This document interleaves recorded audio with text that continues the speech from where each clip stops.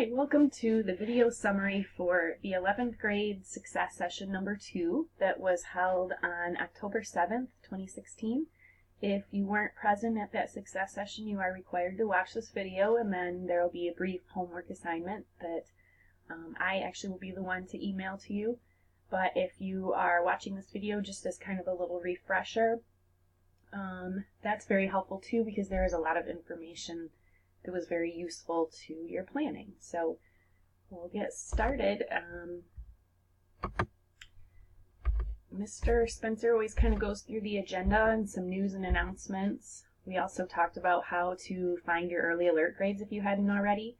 The C and O pieces of the CORE study skills strategy that you're using in college success, and then mainly, we talked a lot about choosing classes for winter semester, how to choose those, how to begin to design your program of study, what classes that you can and should take, things to consider when you're choosing those classes, and we went through kind of some important dates. Winter courses for SE4 classes are available actually now on the Wave. They weren't at the time of this success session, but you should be able to go in and view that.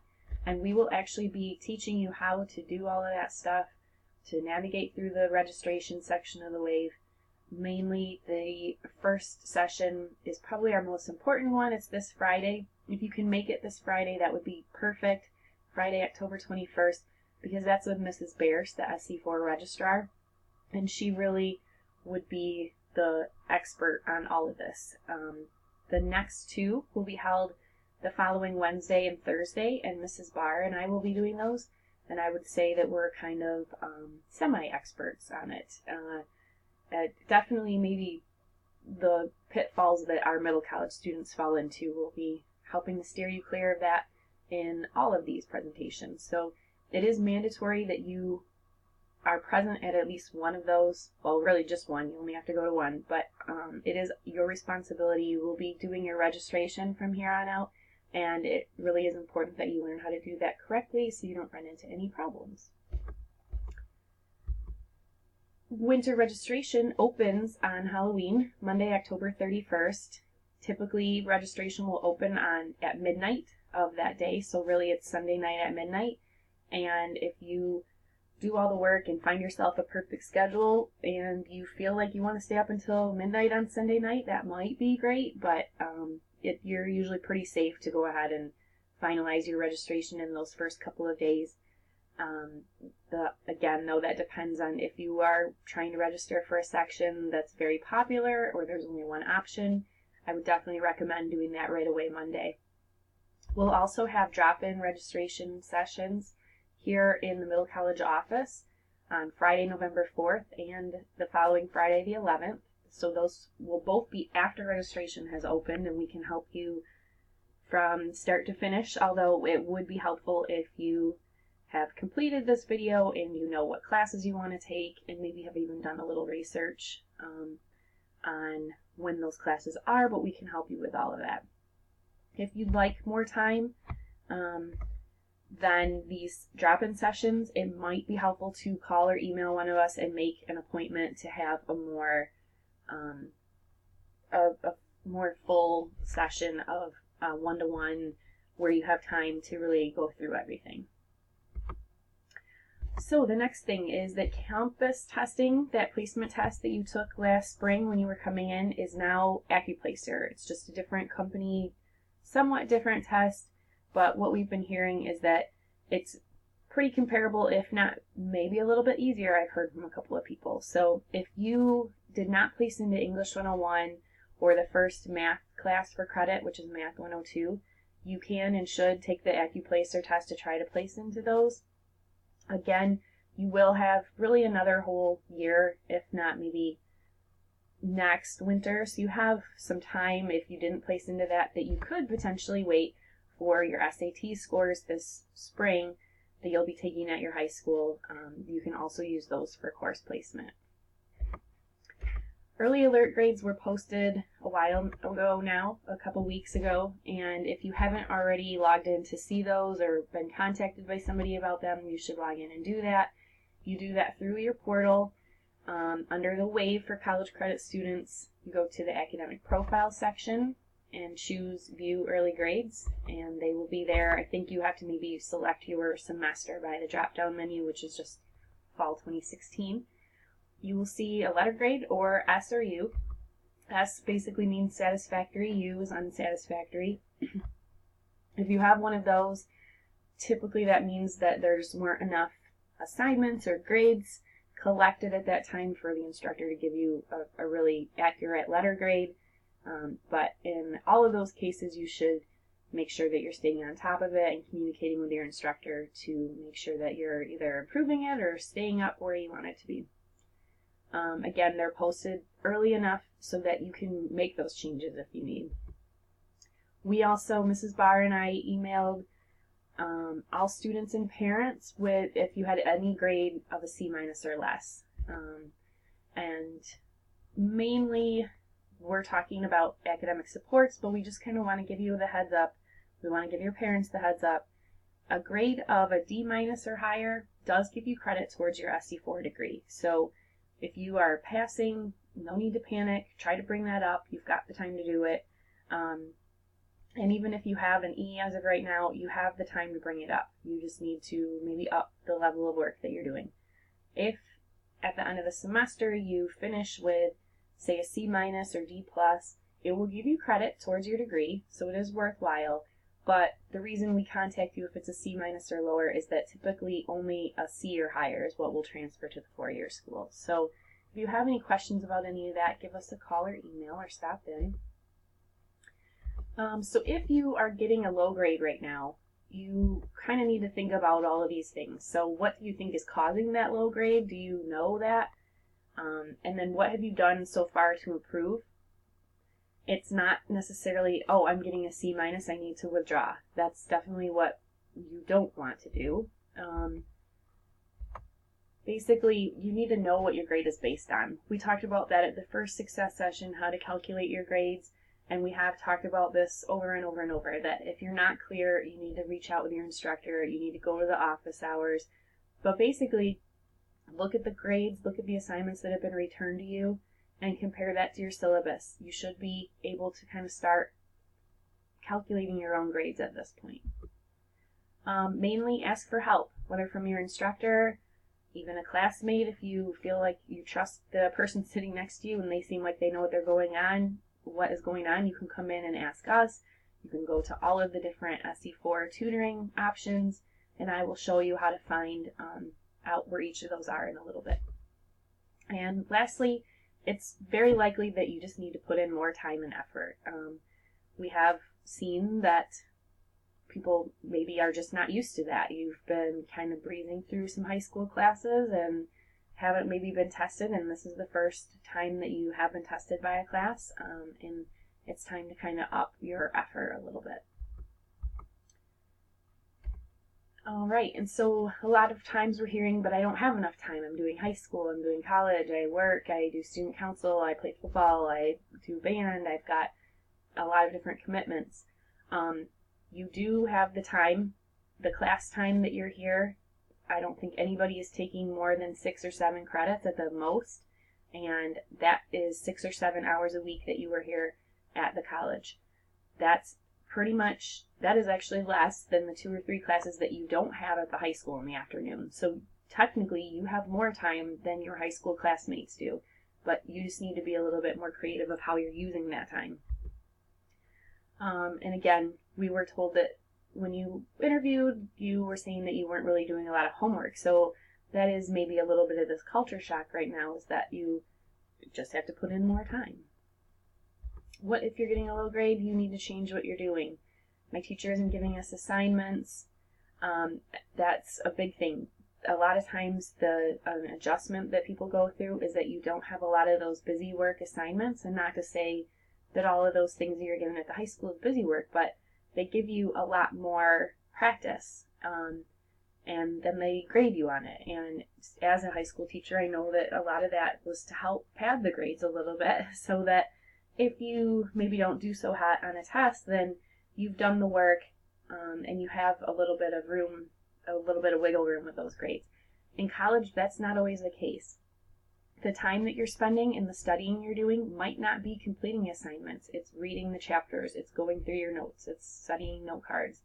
So spending the time may not come out as a bunch of A's on assignments. It comes out as better test scores.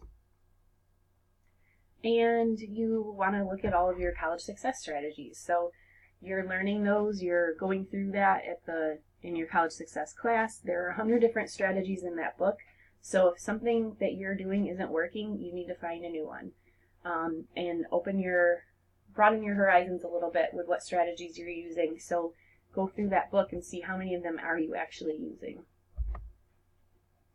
As far as organizing your life, iStudies Pro is a wonderful tool.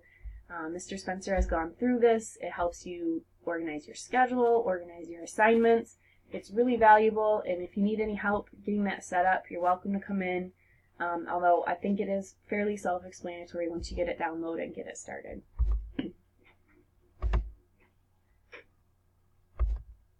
Alright, so the first sections of the core learning system. The C is for collecting the information. So that's that note-taking piece that we keep talking about over and over. And when we asked the students that were at the success session, it sounds like for the most part people are doing a pretty good job taking notes. But if you are not taking notes, you need to start. And if you are not using your notes after the fact, after you take those notes, you throw them in a notebook and you never look at them again, you need to change that as well. So the collecting the information is sitting in that lecture or sitting in class and somehow getting notes down or finding a way to save that information so you can go back to it later. Obviously taking notes is the best way to do that, or maybe the most popular, easiest way. It depends on you and what you're comfortable with, the course that you're taking, the instructor that you have, all of that. You're going to do what works best for the situation that you're in. And the goal of your notes and their importance is a big factor too. What are you going to try to get out of it later? Some people write down everything. I'm one of those people, and you'll see Mr. Spencer is the same. He writes every single thing. He does maybe kind of an informal outline, and you'll see another view of it a little bit closer where maybe this isn't legible to you. I can read his chicken scratch, so I know what he's written here, but it doesn't have to look nice. It doesn't have to look neat. It's just what can you look at later and remember from that information that you got.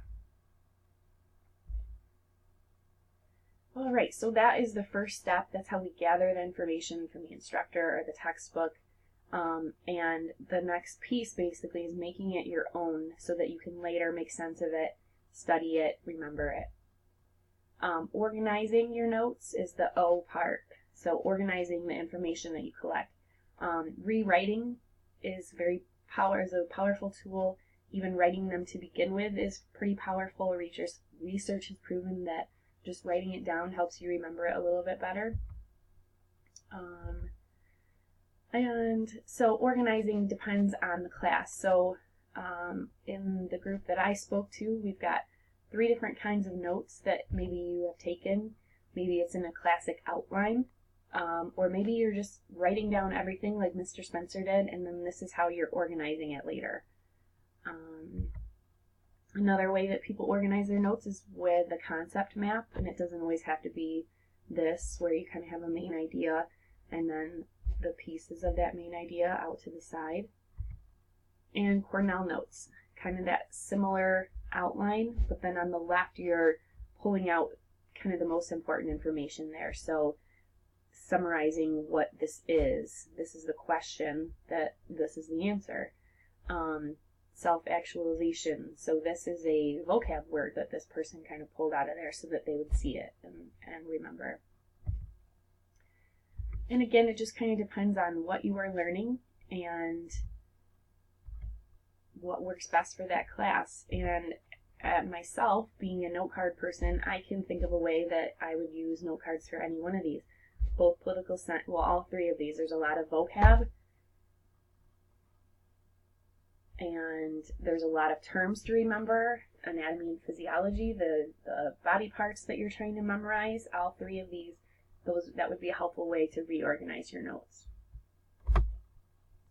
Whatever format you choose, make sure you spend the time to organize those.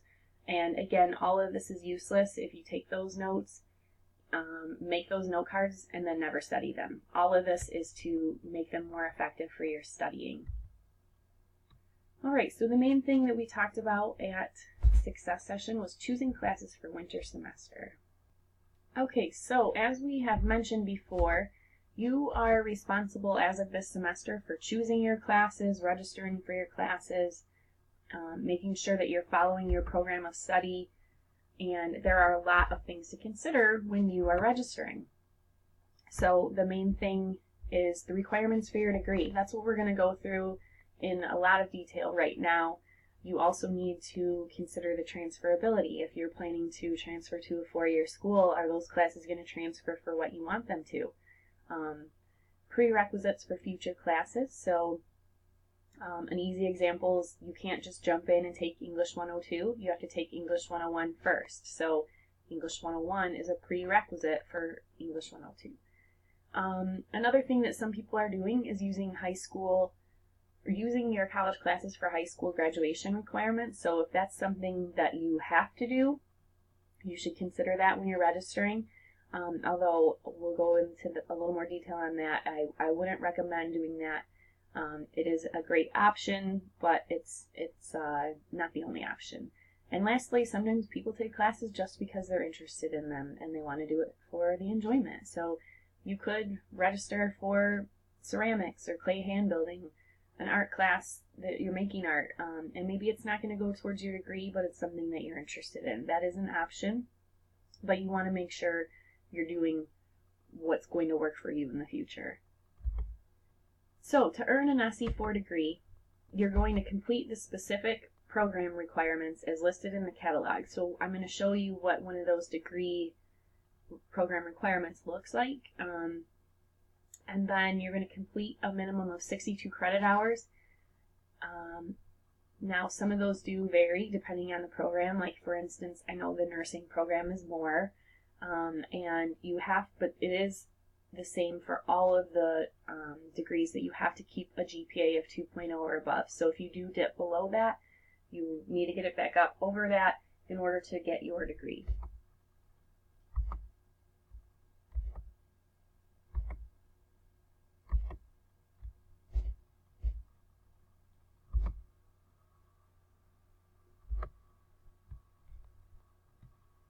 Okay, so how do you know what is required for a degree? That's what we're going to go through. So these graduation worksheets that we refer to look something like this, and they're on different colored paper. And actually, I'm going to pull up.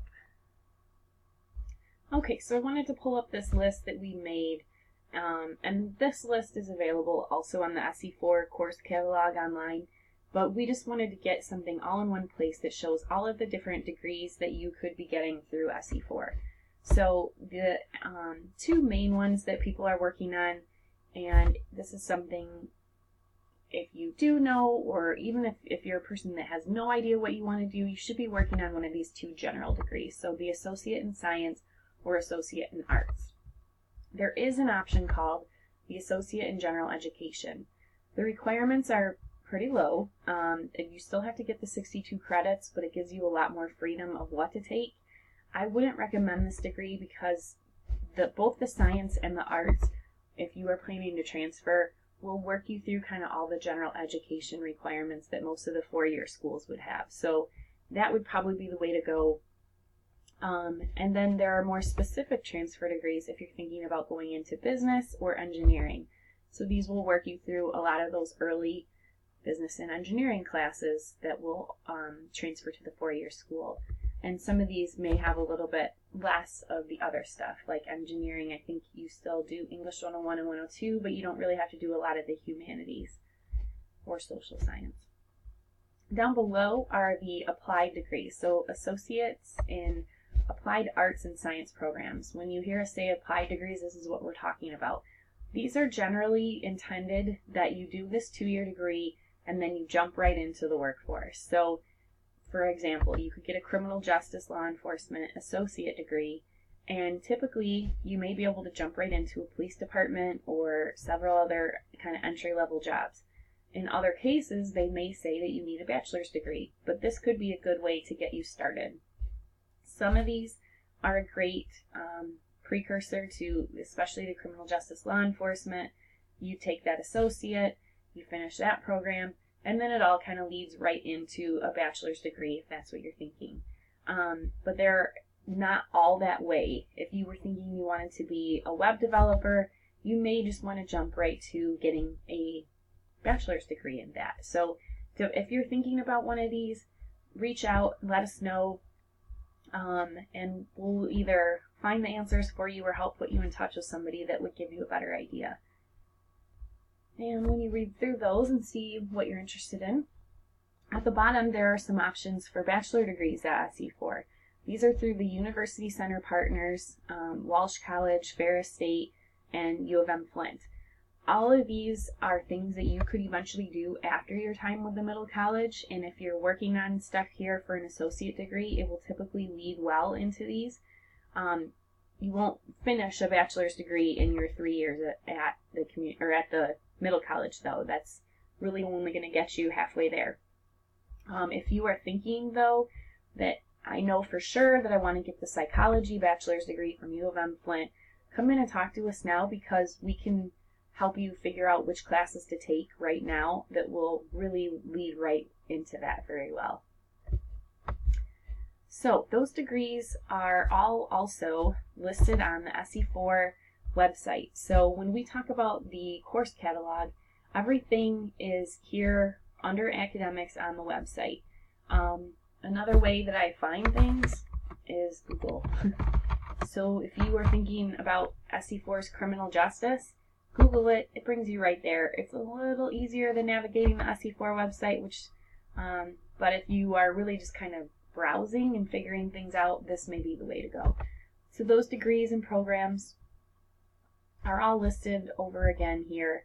And when you're in there, it kind of directs you right to those programs of study. So you can go right to the business transfer page and find out a lot of information that way, which we will get into a little bit further in a moment. The other thing that I wanted to show you is this web page. If you put in tinyurl.com/BWMC success, this will bring you to this page. It's a Google site that we've made. I know I've shown you this a million times already. The main thing here that you're going to use as far as today's stuff are these scheduling documents and links. There's a lot of really useful information here. There are the associate degree worksheets so that you can see exactly how to work through those.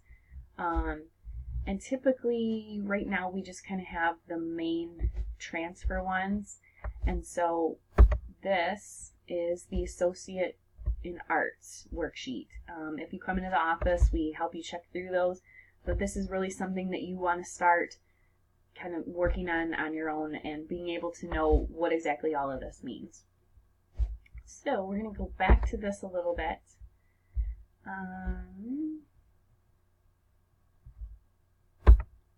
All right, so Mr. Spencer goes through a little bit of detail on this in his presentation. So here's just this is our general associate in arts.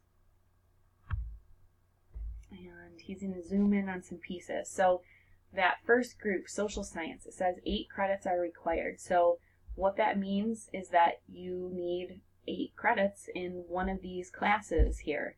Or usually it works out to 3 classes. Potentially you could do 2 4-credit classes, but there aren't very many of those offered. So usually you're taking a 3-credit class. Some of these may be 4-credit, like your history classes. Psychology is. Political science is also a required class, so you usually end up taking that. But basically it means probably 2 to 3 classes from that group. Now, they could be 2 psychology classes. They could be 2 anthropology. Actually, there's only 1 anthropology offered.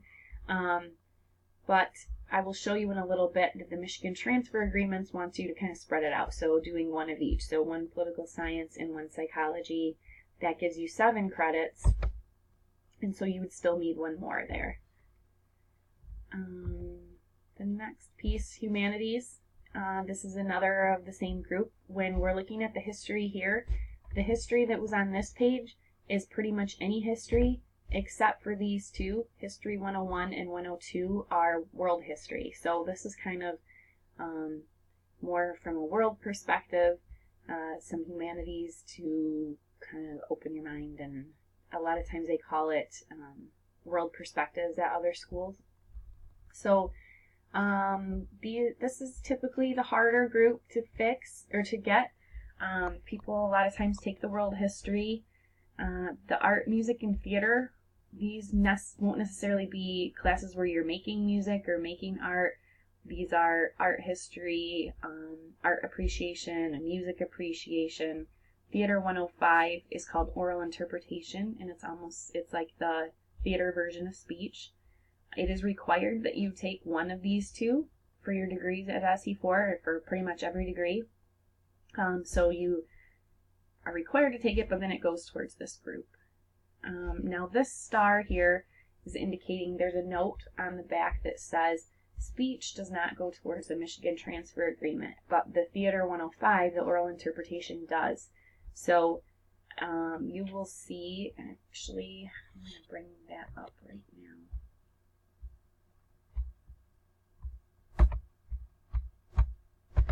All right, so if we go to this other sheet, the Michigan Transfer Agreement, you'll see pretty much the same categories, and we'll go through this maybe from this angle. So over here, you've got your English 101 and 102 are required for the Associate in Arts, and as you'll see, almost every degree does require that, and right off the bat, those are required.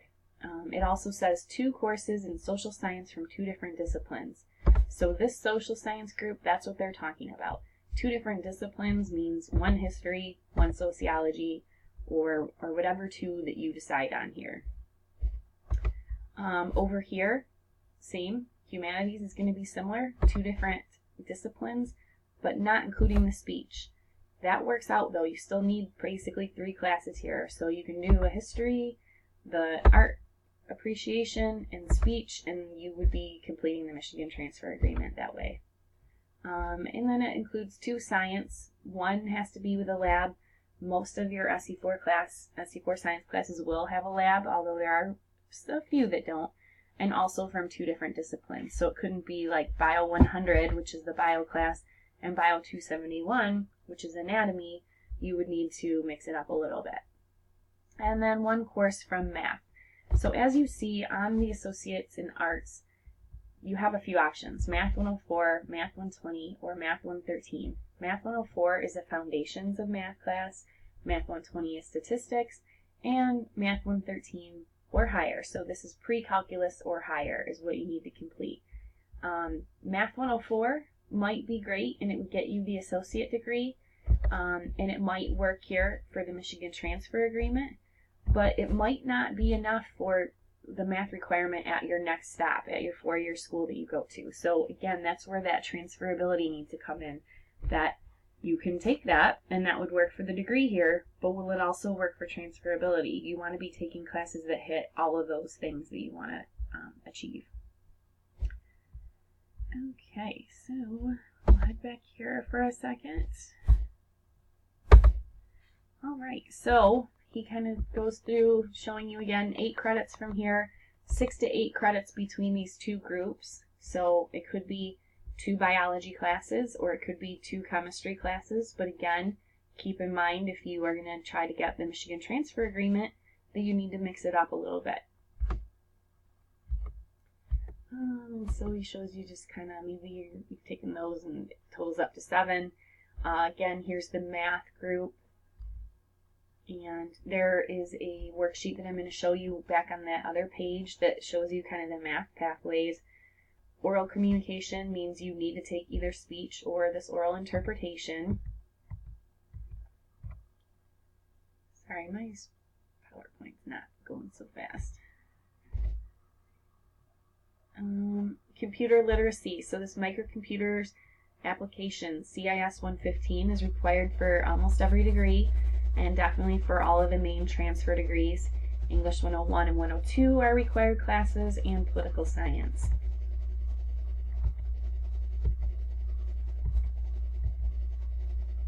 Okay, so you put in your credits and work through it that way.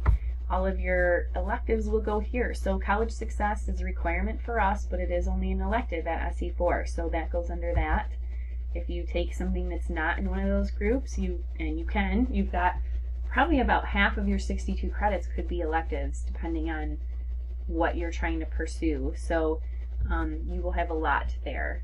And again, all of these worksheets, all of these documents are all at that tinyurl.com/BWMC success. So we're going to go back there for a second. So we've looked at the Associate in Arts worksheet, and you can click through here and see that the science is pretty similar. Some of the, we'll pull that up.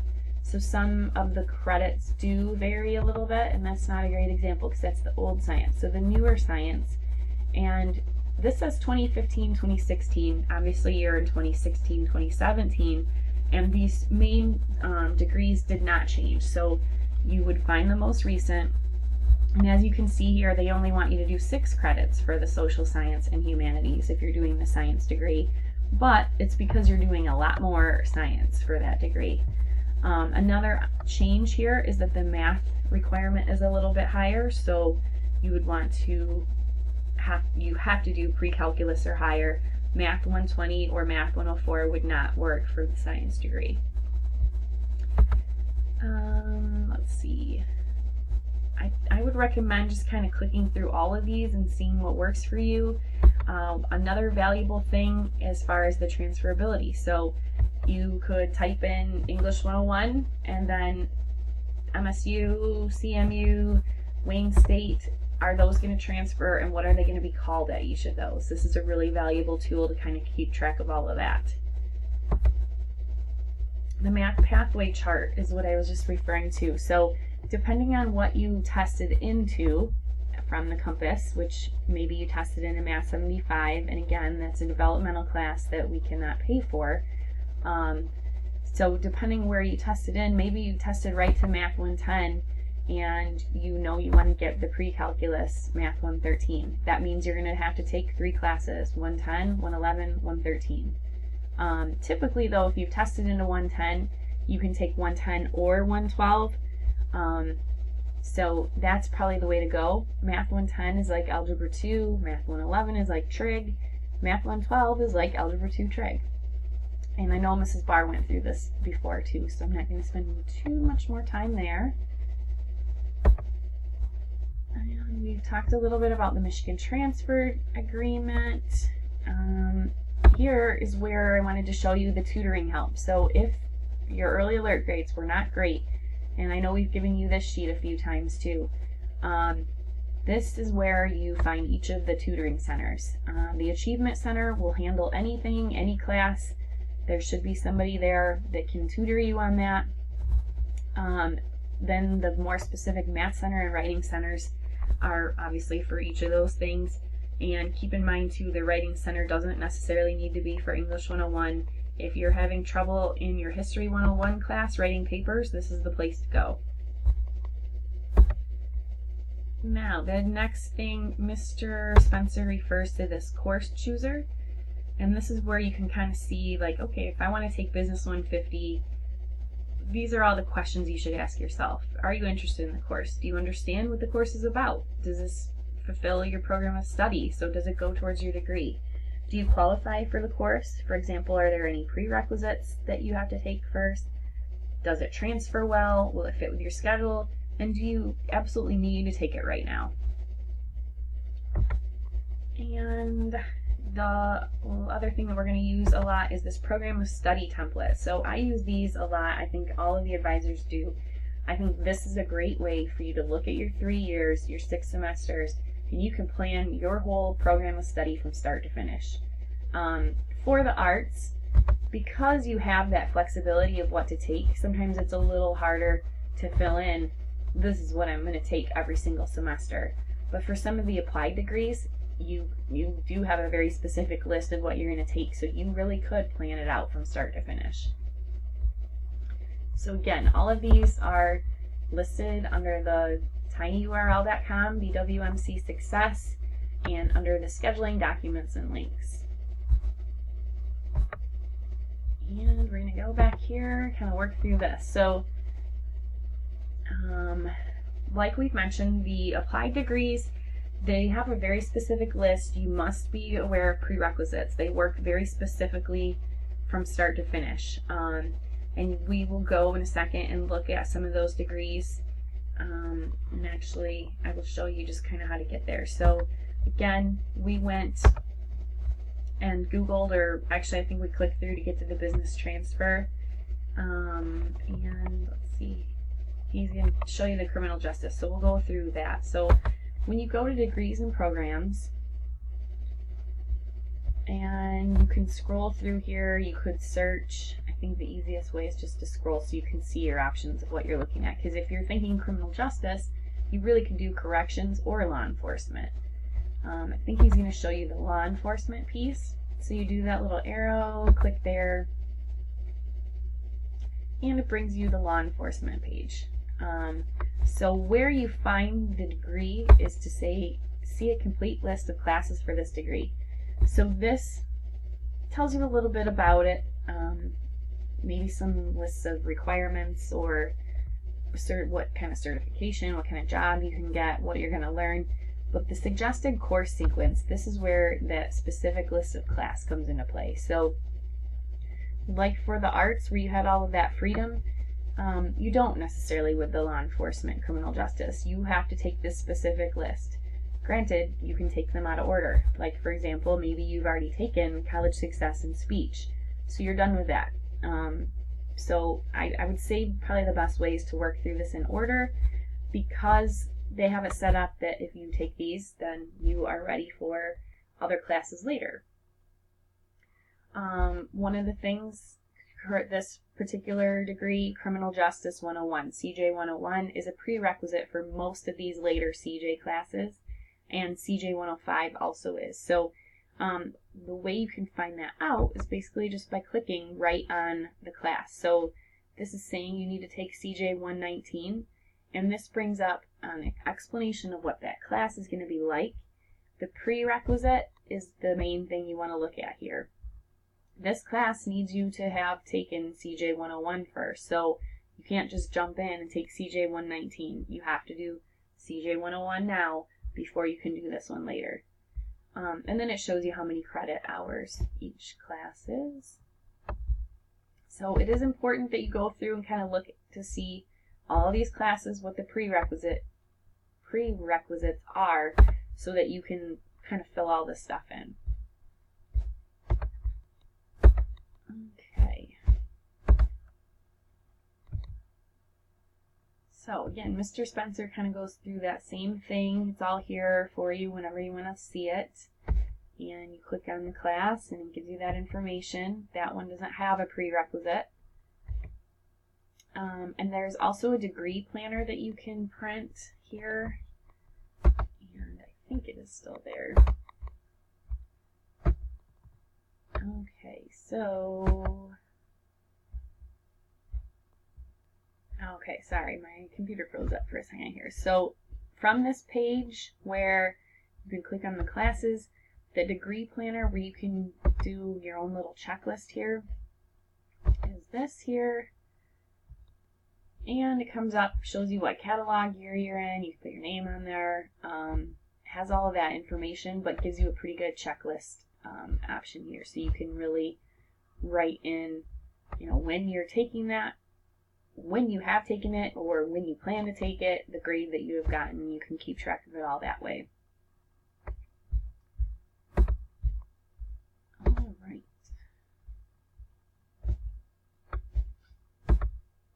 So we've kind of gone through the degree requirements, but again, there's all that other stuff around. Okay. So you're looking at the requirements for your degree. That's pretty standard. Everybody kind of gets that. The transferability, though, is a huge piece of it, and this is where you're going to run into problems later on if you don't take care of this and keep track of this. So the main thing, you can check things at the Michigan Transfer Network. This explains all of that, the Michigan Transfer Agreement, and it used to, years ago, be called the Macro Agreement. The Michigan Transfer Agreement is basically what we're using now and what the schools in Michigan are using. But again, all of this is kind of summarized here. I think this worksheet may be a little bit easier to navigate.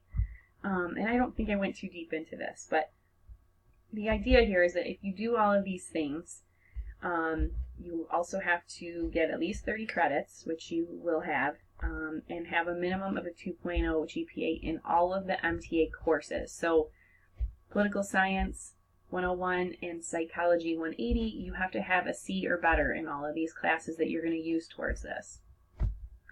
When you have that, and you've completed all of this stuff, all of these schools in Michigan have said that they will take that, they will guarantee give you those 30 credits, and they will knock off basically the general education requirements at their schools. So, for example, Oakland has a whole list of things that they require everybody to take. It's called their general education requirements.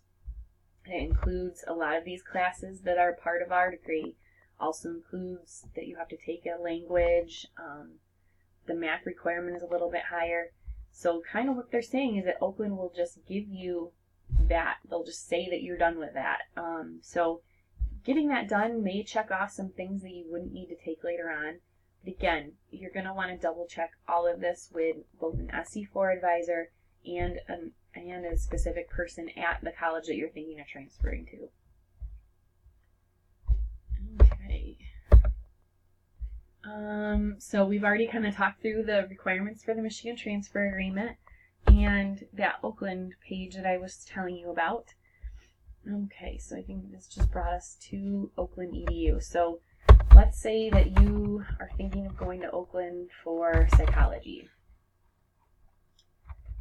And we want actually transfer guides. Okay, so if you go to the transfer page at Oakland, it has all of these things called program guides. And it's going to list all of these places that you could be transferring from, like, for example, St. Clair County Community College. From here, you're going to look at what are the different degrees that you want to get. And it depends, what degree as far as what you're going to major in. And again, this is stuff that we will definitely be talking about in way more detail as we get going. But the psychology degree. So basically what Oakland is saying is that if you're going to get a bachelor's in psychology, here are all the things that you can take at SC4 that would give you some of those requirements there. So as you can see, Oakland is up here, St. Clair County Community College, SC4 is over here. If you take English 102 here, it's going to give you Writing 160 there. So all of this stuff is pretty easy to navigate by Googling. And again, most of this stuff will transfer. So if you're sticking to kind of those general degrees or working through those requirements, you're going to be in pretty good shape. But it can't hurt to check all of this stuff every semester. Alright, so we're going to keep moving here. Again, talk to an SC4 advisor. Check with us, check with SC4 advisors, check with the school. You want to double check all of this stuff. Ideally every single semester, but if necessary, maybe only once a year.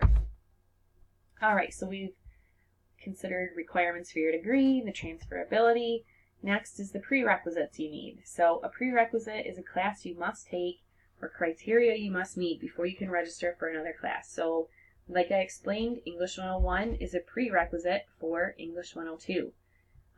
Accounting 189 you have to take before you can take Accounting 211. All of those are listed on those pages like I showed you. And another thing to consider when choosing classes is high school graduation requirements. Do you need any of those? So a lot of you I know are so tempted, and it's such a wonderful kind of way to hit two birds with one stone where, hey, I can take English 101 and that'll count for my ELA 12 next year. Yes, it will. It will do that, but it's going to be a pretty difficult thing. And if you're not ready for it, you don't want to get into a situation where you're withdrawing or failing English 101, and now you also have to make that credit up at the high school level. That is an option. Again, we really would only prefer if people are doing that because they absolutely have to. What we want to have you think about is, what if you are doing your English, math, and world history here? Then what are you going to take at the high school? If you are planning to transfer to a 4-year school, they are going to want to see that you're continuing to challenge yourself. So if you are double dipping and doing all of your high school stuff with SE4 classes, that's great.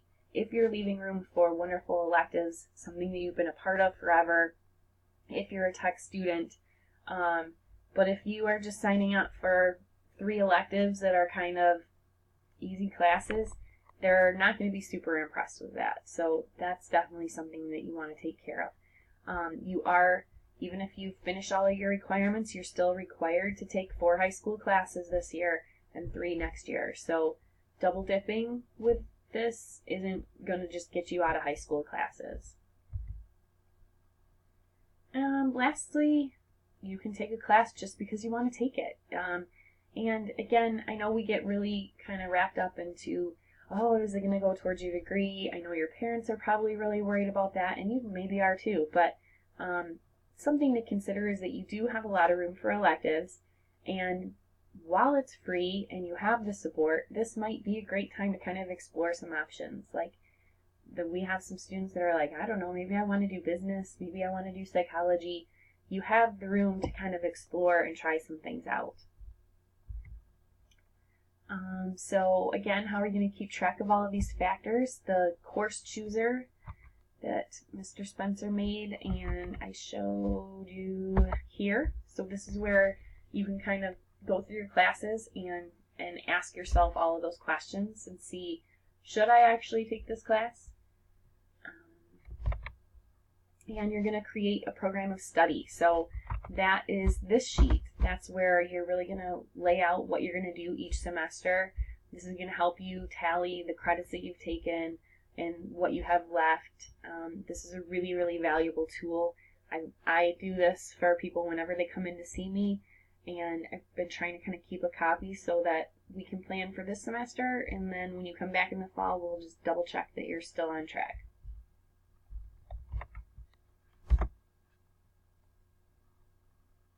Okay, so Mr. Spencer loves to wrap it up with a little cartoon.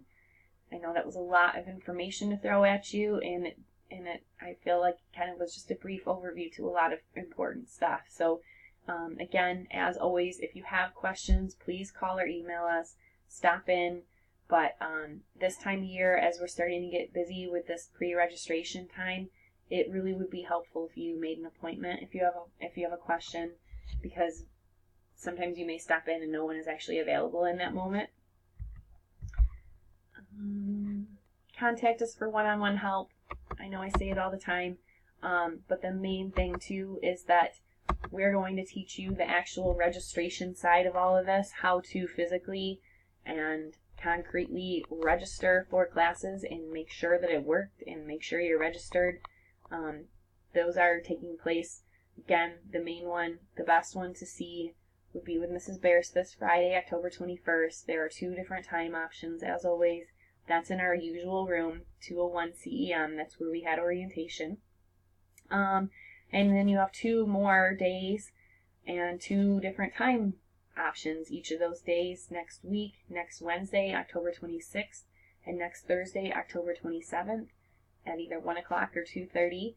And all of those 4 times will be in room 150 of the SE4 Welcome Center, formerly called the MTech. That's basically where you took your Compass test, but it's right on the main floor there. So you must have had one of these. If you're watching this video to make up for homework, that's not going to be an option for this registration. You have to learn how to do this in person, even if you have an older sibling that can show you, even if your parents can register for you. It is up to you to learn how to do this stuff. So you must attend it in person. If you have any questions, give me a call or email. Again, this is Ms. Weimer, and my phone number is 989-5836. So any questions you have on choosing classes, registering for classes, or if you just want to set up a time to meet with somebody, just give me a call. And good luck, and we'll see you this week. Bye.